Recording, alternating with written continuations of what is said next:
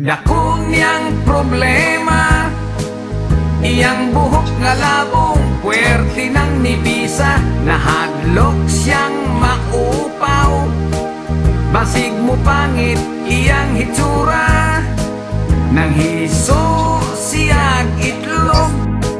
May tayo pong paog dunay lana, has kang di malasa, walay buhok ni tubo. Itog kanhinoon siya o kaspa.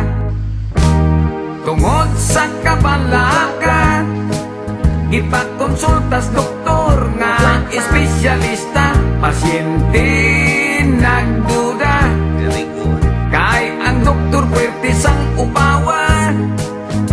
Unya ang resulta, matod pa sa doktor nga okay na.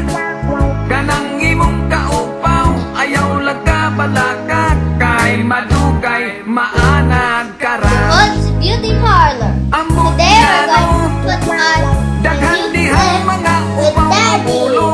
He's a doctor. Apan ang bungot og mga balhibo, labong paman ka